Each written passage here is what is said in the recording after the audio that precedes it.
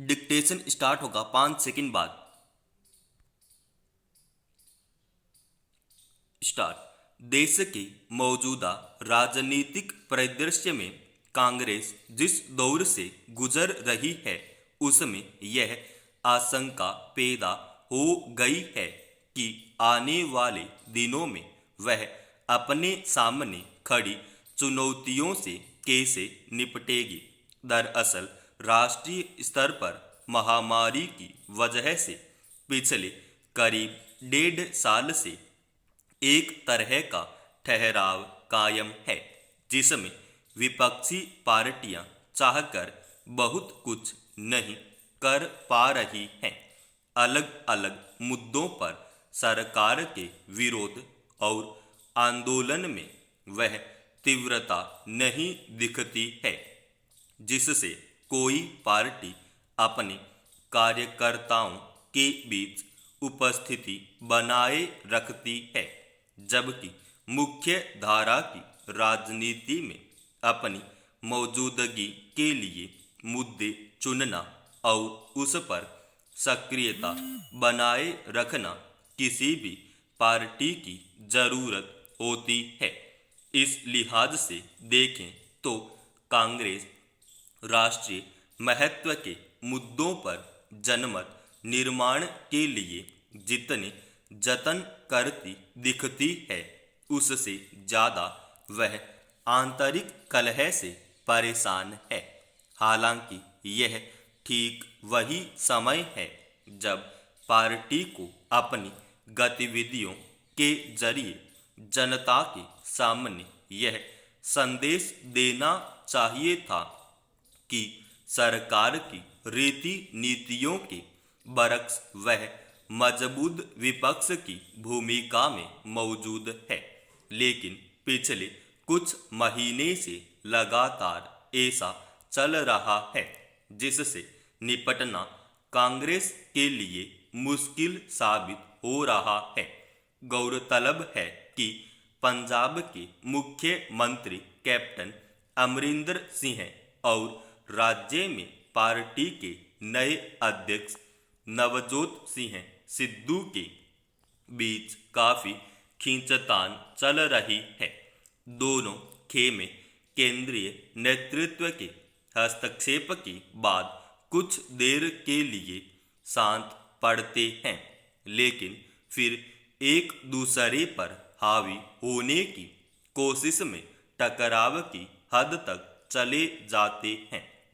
हालत यह है कि हर कुछ दिन बाद पार्टी के विधायकों के असंतोष या फिर बगावत की खबर आती है और उसे शांत करने के लिए केंद्रीय नेतृत्व को अतिरिक्त ऊर्जा खर्च करनी पड़ती है।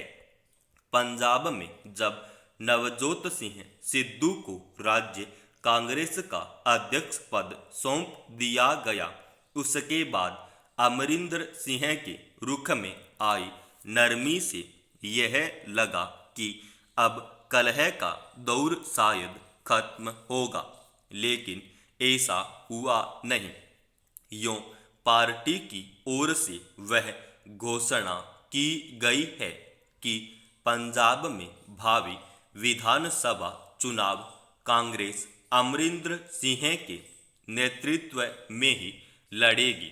सिद्धू और उनके खेमे में इस पर सहमति बनी तब शायद कांग्रेस को थोड़ी राहत मिलेगी, लेकिन महत्वाकांक्षाओं का टकराव उभरा तो समूची पार्टी को इसका नुकसान उठाना पड़ सकता है।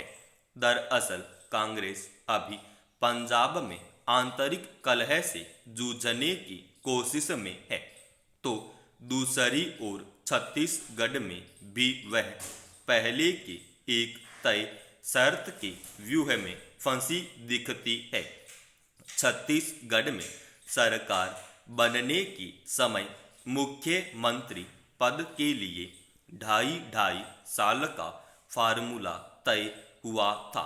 उसी संदर्भ में पिछले कुछ महीने से मुख्यमंत्री भूपेश बघेल को टीएस सिंहदेव के समर्थकों की ओर से वह शर्त याद दिलाई जा रही है, जैसा नहीं है कि पार्टी में शीर्ष स्तर पर पंजाब या छत्तीसगढ़ की इन स्थितियों के नफा नुकसान का आकलन नहीं किया जा रहा होगा, लेकिन राजनीति में सही समय पर जरूरी कदम उठाने पर ही नतीजा निर्भर होता है।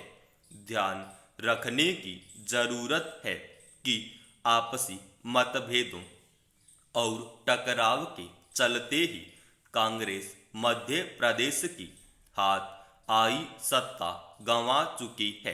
राजस्थान में पार्टी के आंतरिक झगड़े जगजाहिर रहे हैं।